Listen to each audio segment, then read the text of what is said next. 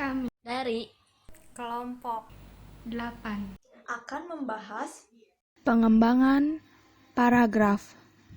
Pengembangan paragraf berkaitan erat dengan kemudahan pemahaman paragraf tersebut.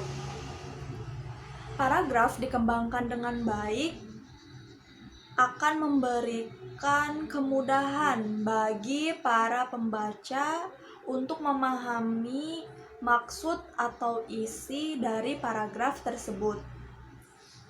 Namun sebaliknya, pembaca akan mengalami kesulitan jika paragraf tersebut tidak dikembangkan dengan baik. Oleh sebab itu, ada beberapa metode dalam mengembangkan sebuah paragraf agar mudah dipahami. Pertama, metode definisi. Definisi adalah usaha penulis untuk menerangkan pengertian atau konsep istilah tertentu. Definisi digunakan untuk memberikan arti atau keterangan terhadap suatu hal atau istilah. Nah, terus biasanya juga kan kata-kata yang sering digunakan untuk definisi ini kan biasanya adalah, yaitu, ialah, merupakan. Nah itu semua kata-kata yang dipakai untuk definisi itu tersendiri. Contoh metode definisi. Istilah organisasi dalam bahasa Indonesia berasal dari kata kerja bahasa Latin organizere, yang berarti membentuk sebagian atau menjadi keseluruhan dari bagian-bagian yang satu dan unsur yang lainnya, saling bergantung atau terkoordinasi. Jadi, secara harfiah, organisasi itu berarti paduan dari bagian-bagian yang satu sama lainnya saling bergantungan. Di antara para ahli, ada yang menyebut paduan itu sistem, ada juga yang menamakannya sarana. Metode proses.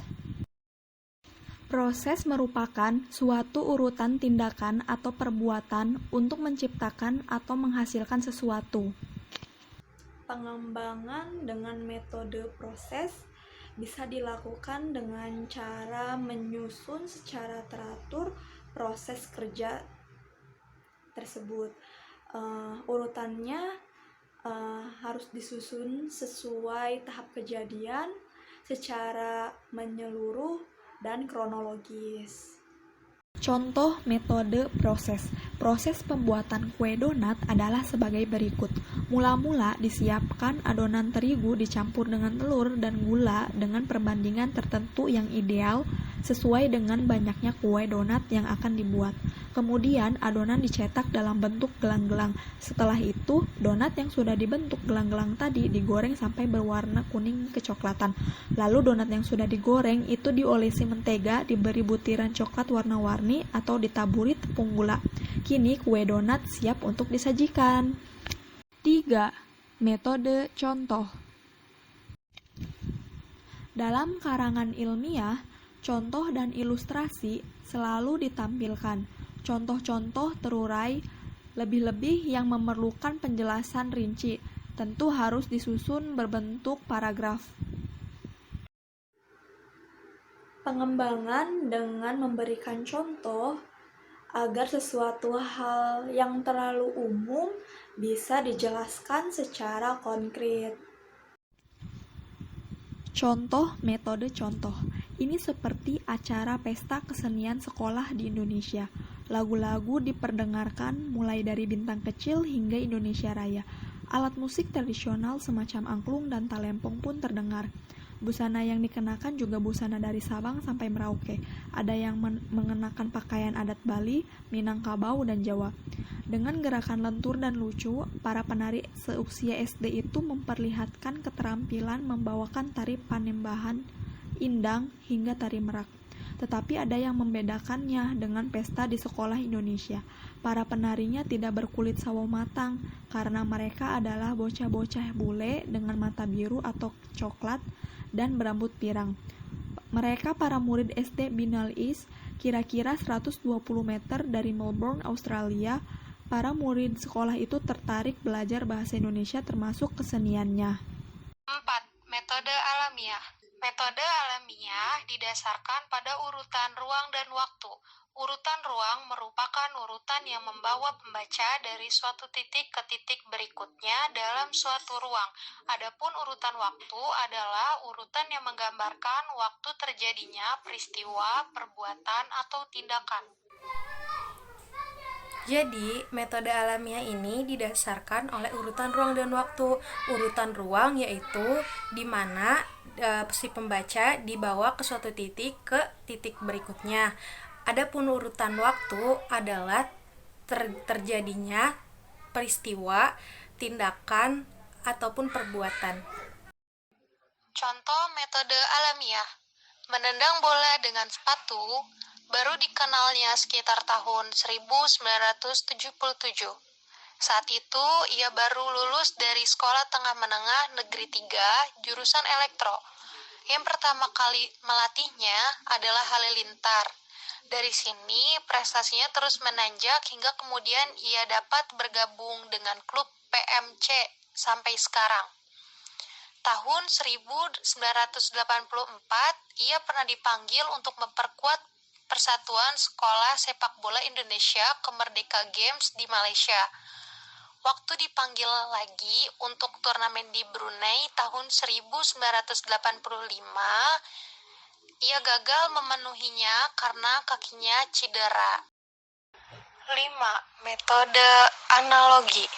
Metode ini biasanya digunakan oleh penulis untuk membandingkan dan menyamakan sesuatu yang sudah dikenal oleh umum dengan yang kurang dikenal. Jadi, metode analogi adalah proses penalaran berdasarkan pengamatan terhadap gejala khusus yang membandingkan atau mengumpamakan suatu objek yang sudah teridentifikasi secara jelas terhadap objek yang dianalogikan. Contoh metode analogi. Filsafat dapat diibaratkan sebagai pasukan marinir yang berebut pantai untuk pendaratan pasukan infanteri. Pasukan infanteri ini diibaratkan sebagai pengetahuan. Filsafatlah yang memenangkan tempat berpijak bagi kegiatan keilmuan, yang setelah itu membelah gunung, merambah hutan. Menyempurnakan kemenangan ini menjadi pengetahuan yang dapat diandalkan. Filsafat menyerahkan daerah yang sudah dimenangkan itu kepada pengetahuan setelah penyerahan dilakukan. Filsafat pun pergi kembali menjelajah laut lepas, berspekulasi dan Metode klimaks dan anti klimaks. Kembangan gagasan dalam sebuah paragraf dapat disusun dengan mempergunakan dasar klimaks, yaitu suatu gagasan utama mula-mula diperinci dengan sebuah gagasan bahwa yang dianggap paling rendah kedudukannya, berangsur-angsur dengan gagasan-gagasan lain hingga ke gagasan yang paling tinggi kedudukannya atau kepentingannya. Nah, maksud dari pola klimaks ini adalah paragraf yang menceritakan detail dari peristiwa tertinggi atau puncak dari seluruh tulisan. Sedangkan pengertian anti klimaks merupakan alternatif dari ide cerita dengan instan cerita yang akan menuju puncak, tetapi terdapat ide baru yang menurunkan intent cerita menuju ke arah yang lebih rendah secara perlahan. Bentuk traktor mengalami perkembangan dari zaman ke zaman sejalan dengan kemajuan teknologi yang dicapai umat manusia. Pada waktu mesin uap sedang berjaya-jayanya, ada traktor yang dijalankan dengan uap. Modelnya kira-kira seperti mesin giling yang digerakkan oleh uap pada waktu tank sedang menjadi pusat perhatian orang. Traktor pun ikut-ikutan diberi model seperti tank. Keturunan traktor model tank ini sampai sekarang masih dipergunakan orang, yaitu traktor yang pakai roda rantai. Traktor semacam ini adalah hasil perusahaan Caterpillar. Di samping Caterpillar, Ford pun tidak ketinggalan dalam pembuatan traktor dan alat-alat pertanian lainnya. Jepang tidak mau kalah saing dalam bidang ini. Produksi Jepang yang khas di Indonesia terkenal dengan nama padi traktor yang terbentuknya sudah mengalami perubahan dari model-model sebelumnya. 7. Metode perbandingan dan pertentangan. Perbandingan dan pertentangan adalah suatu cara yang dimana pengarang menunjukkan kesamaan atau perbedaan antara dua orang, objek atau gagasan dengan bertolak dari segi-segi tertentu. Nah, jadi teman-teman, biasanya metode perbandingan atau pertentangan itu biasanya ciri-cirinya itu menggunakan ungkapan seperti serupa dengan, seperti halnya, demikian juga, dibandingkan dengan, sejalan dengan, akan tetapi, sedangkan, dan sementara itu. Contoh metode perbandingan dan pertentangan. Struktur suatu karangan atau buku pada hakikatnya mirip atau bersamaan dengan struktur suatu pohon. Bila pohon dapat diuraikan menjadi pokok atau batang, dahan, ranting, dan daun, maka karangan pun dapat diuraikan menjadi tubuh atau bodi, bab, subbab, dan paragraf. Batang sebanding dengan tubuh atau bodi karangan. Cabang sebanding dengan paragraf. 8. Metode sebab akibat.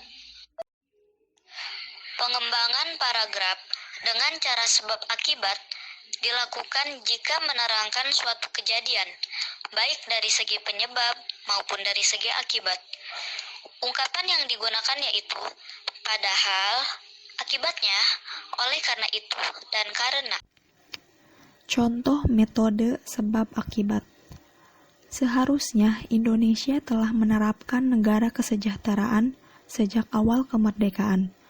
Program Jam Sostek baru dimulai pada 1976, sehingga Indonesia tertinggal membentuk tabungan nasional.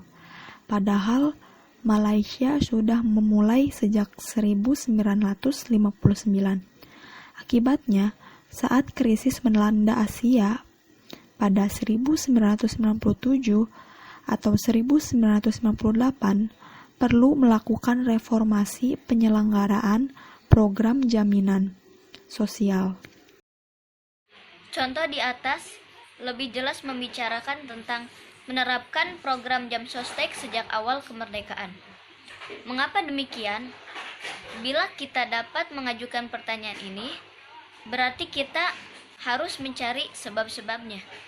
Akibat yang ditimbulkan alam alenia di atas adalah krisis melanda Asia pada 1997 atau 1998. Indonesia paling sulit bangkit kembali.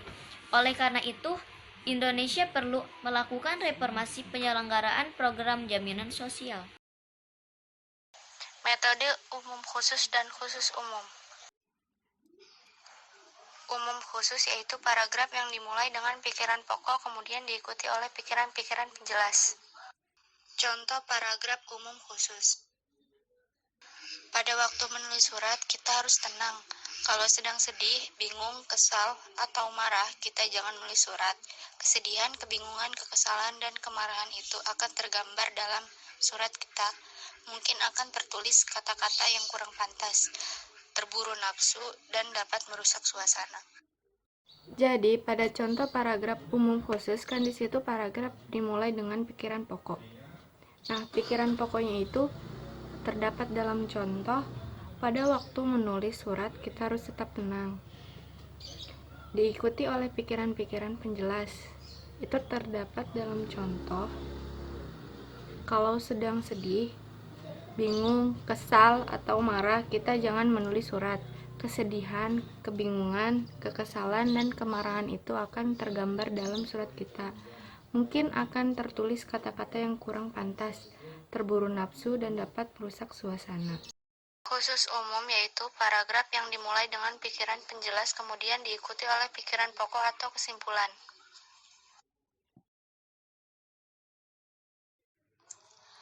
Contoh paragraf khusus umum.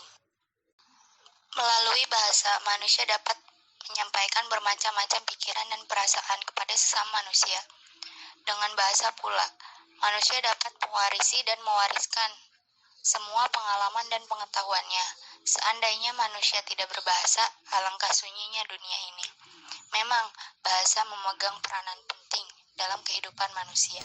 Jadi, pada contoh paragraf khusus umum, kan di situ Paragraf dimulai dengan pikiran penjelas. Nah, pikiran penjelasnya itu, melalui bahasa manusia dapat menyampaikan bermacam-macam pikiran dan perasaan kepada sesama manusia. Dengan bahasa pula, manusia dapat mewarisi dan mewariskan semua pengalaman dan pengetahuannya.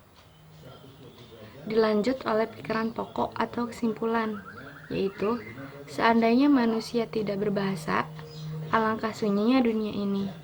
Memang, bahasa memegang peranan penting dalam kehidupan manusia.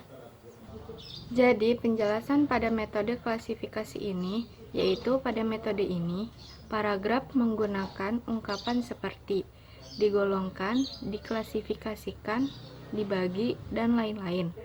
Jadi, secara keseluruhan, paragraf ini mengandung penggolongan suatu hal berdasarkan acuan atau ciri-ciri tertentu. Metode klasifikasi. Apabila kita akan mengelompokkan benda-benda atau non-benda yang memiliki persamaan ciri seperti sifat, bentuk, ukuran, dan lain-lain, cara yang paling tepat adalah dengan metode klasifikasi. Metode ini juga digunakan untuk menjelaskan perbedaan, tetapi pengelompokan tidak hanya sebatas persamaan dan perbedaan. Contoh paragraf klasifikasi. Berdasarkan jenis bijinya, tumbuhan dapat dikelompokkan menjadi tumbuhan dikotil dan tumbuhan monokotil. Tumbuhan dikotil dikenal juga sebagai kelompok tumbuhan berkeping dua. Ciri-ciri yang dimiliki tumbuhan dikotil adalah tumbuhan dikotil memiliki akar tunggang. Daun tumbuhan dikotil memiliki banyak variasi, ada yang menjari, ada yang bulat, memanjang, dan sebagainya. Tumbuhan dikotil juga memiliki kambium sehingga cenderung tumbuh besar dan lebar. Contoh jenis tumbuhan yang masuk dalam kelompok tumbuhan dikotil diantaranya tanaman jeruk, mangga, dan jambu. Tumbuhan monokotil berbeda dengan tumbuhan dikotil. Tumbuhan monokotil dikenal juga sebagai tumbuhan berkeping satu. Ciri-ciri tumbuhan monokotil adalah akarnya berjenis serabut. Bentuk daunnya memanjang dan batangnya memiliki ruas-ruas. Jenis tumbuhan yang termasuk dalam kelompok tumbuhan monokotil adalah tebu, pisang, dan kelapa.